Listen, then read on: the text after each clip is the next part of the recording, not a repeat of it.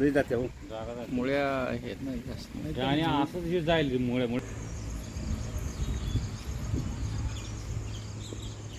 त्यामुळे तिकडून जास्त लोड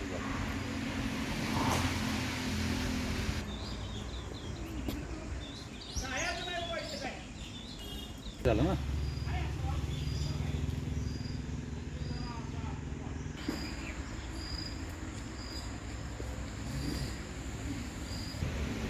गुण हा फाउंडेशन करायला पाहिजे नव्हतं ते रस्ती लोकांपर्यंत मावडी भिकार कसं असतं. हां त्यांनी तर वरनं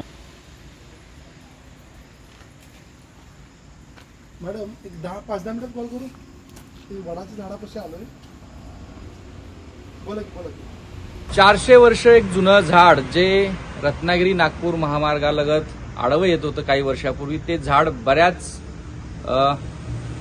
पर्यावरण प्रेमीने एकत्र येत ते झाड वाचवण्याचा प्रयत्न केला. मात्र दुर्दैवानं काही वर्षामध्ये मुसळधार या अलीकडच्या दिवसामध्ये झालेल्या पावसामुळे ते झाड आज एका बाजूला झुकलं गेलं, खचलं गेलं आणि ते आज झाड पडलं गेल्याचं चित्र आपल्याला या ठिकाणी दिसून येतं. हेच एक ऐतिहासिक वारसा सांगणारं जे झाड होतं, भोसेजवळील हे झाड होतं. आज या झाडाची जर अवस्था बघितली तर पूर्णतः झाड एका बाजूने झुकलं. कारण हे जे हायवेचं काम, हायवे जो या जवळून गेला झाडाच्या, त्या हायवेच्या कामामध्ये एकाच झाडाची जी पूर्ण बाजू होती, झाड पूर्ण बाजू तोडली गेली होती. त्यामुळं एका बाजूला झाडाचा तोल केला गेला आणि त्यामुळं ते झाड या सततच्या पावसामुळं या ठिकाणी पडलं गेलेलं आहे. ऐतिहासिक वारसा होता या झाडाला आणि त्यामुळे या झाडाचं महत्त्व मोठं होतं. आता या वटवृक्षाचं जतन करण्याचा प्रयत्न केला जाणार आहे की जतनाचा जो या ठिकाणी प्रत्येक गावामध्ये या वटवृक्षाची फांदी नेऊन हे सगळे पर्यावरणप्रेमींनी एक चळवळ उभारण्याचा प्रयत्न केला आहे.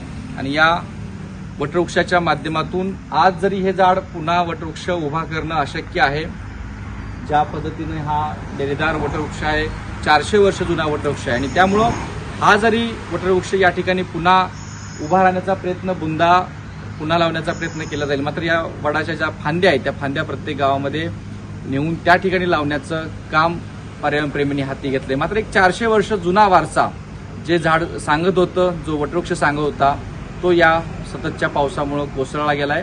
त्यामुळे एक ऐतिहासिक वारसाला आपण आज मुकलेलं या ठिकाणी पाहायला मिळत आहे.